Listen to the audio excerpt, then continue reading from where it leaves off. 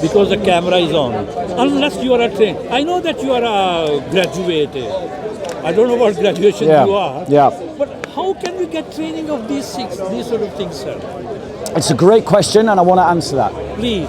So there are many YouTube channels now of Christians who are dealing with the arguments of atheists, the arguments of agnostics, the arguments of progressives, the arguments of Muslims.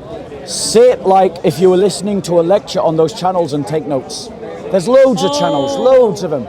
SOCO Films is one, Dr. James White is another, Orthodox Shahada is another.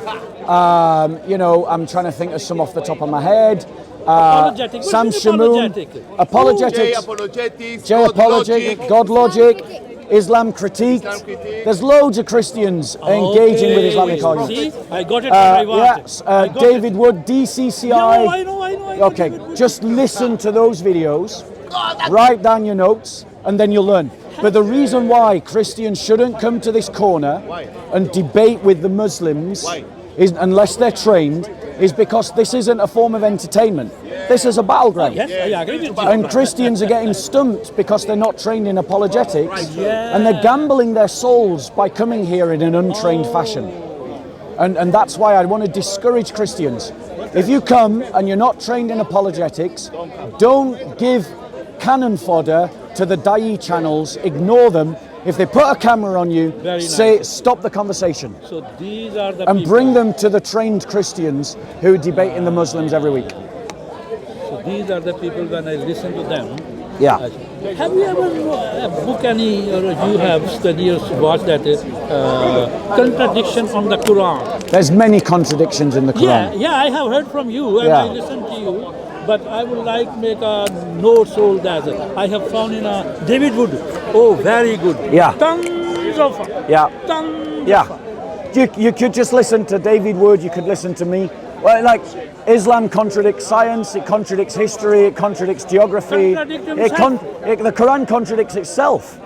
You know, it says in one part of the Quran that no vision can behold him, and in another part of the Quran it says their face will brighten for seeing their Lord. That's a contradiction. I write it on these sort of things as well. And when you mention, you one day say, shut the mouth of man about what they call Holy Spirit. Yeah. And he walk away. Here's the ball. That's my friend. Thanks be to God. It was a great desire to see you. Yeah. God bless you. I appreciate your prayers. Just the only we can pray. Where are you guys from, brothers? We are from London. London. Okay. Yeah. Sorry? Basically Pakistan. Like the persecution that our Pakistani brothers and sisters are facing is horrendous. And I really want to, I always try to raise awareness about how Christians in Pakistan are suffering. I know, I feel so happy. Churches are being bombed, Christians are being kidnapped, Christian girls, they're being assaulted, insulted in the street, they're being stabbed. Doesn't matter how old I am, Uncle. I can't say. But the point is, there are people, brother, Uncle, the fact is that there are ignorant people in the West who want to ignore the fact that Christians are suffering in every part of the Islamic world because it's not politically correct to call it out. Nice of you. You, my uncles in Christianity, my brothers from Pakistan, need to challenge the do-gooder Westerners and confront them with the sufferings of the church in Pakistan and shove it down their throat until they choke on it. You must shove it down the throat of Western liberals how our brothers and sisters are suffering in Pakistan until they literally are throwing up, because they are consciously, deliberately, willfully ignorant about how our brothers and sisters are suffering in Pakistan. And the thing is, because you're Pakistani, a white liberal will never contradict you. A white liberal will be scared of the race card. They won't listen to me. Listen, Uncle, please, listen, Uncle.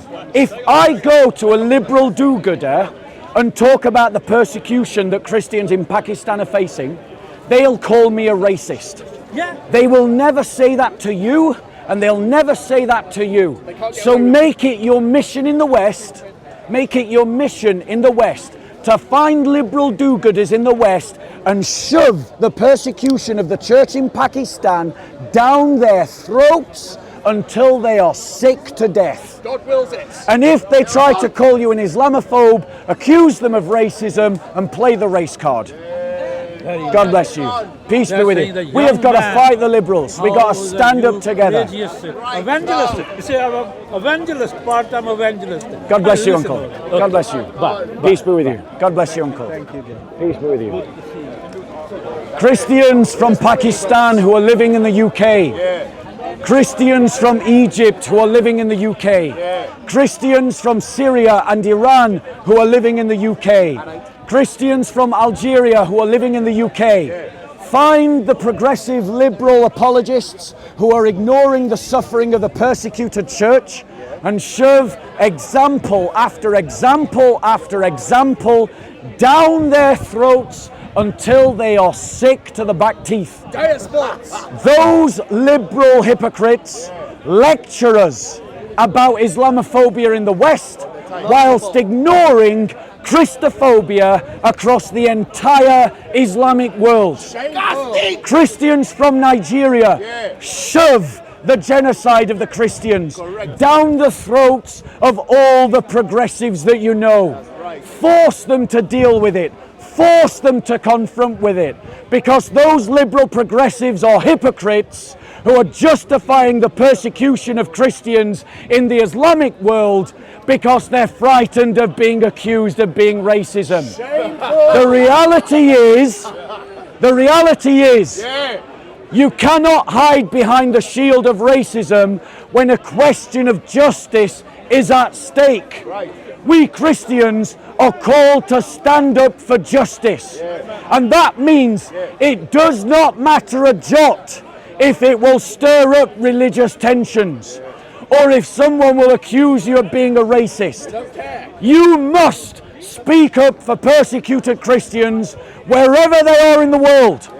And if the liberal progressives don't like it, tough shove it down their throat.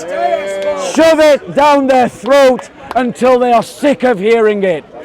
Standing up for your brothers and sisters in the persecuted lands is more important than political correctness. It is more important than community relations. It is more important than people's feelings. Ladies and gentlemen, listen to this and listen well. There was not a single year in 1,400 years of Islamic history in which a Muslim army did not try to conquer Christian land. Think about that for a minute. The reason why you don't know about it is because the liberal West has a vested interest in making you forget the history of the church. Because if you remember the history of the church, then that bombing in Manchester of those children looks different. ISIS looks different. Boko Haram looks different. Hamas looks different. Islamic Jihad looks different. The Muslim jihadis in the Philippines looks different. The anti-Christian pogroms in Egypt looks different. The anti-Christian pogroms in Pakistan looks different. If you remember the history of the church, the actions and the persecutions Christians are suffering at the hands of Islamic societies looks different. And the reason why you've been told, oh, it's just an individual or it's just a bad Muslim, is because you don't know that for 1400 years, without a single exception, in any year of 1,400 years, there wasn't a Muslim army marching somewhere to conquer Christian lands, shouting out Allahu Akbar, as they kidnapped our children, as they raped our women, as they desecrated our churches. The last time that this happened was in 1914 to 1918. There will be a reckoning. That's how recent it was. Learn your history, Christians. Learn to stand up for your brothers and sisters. Stop being weak. Stop being cowardly. Your loyalty to the church is more important than your loyalty to the UK or France or Spain or Germany or the United States. Our loyalty as Christians is to the church. Church is where our loyalty is. The church lives. The caliphates are dead. Our church is still here. The caliphates are dead. The church is still here. Our church is still here. Let us vote.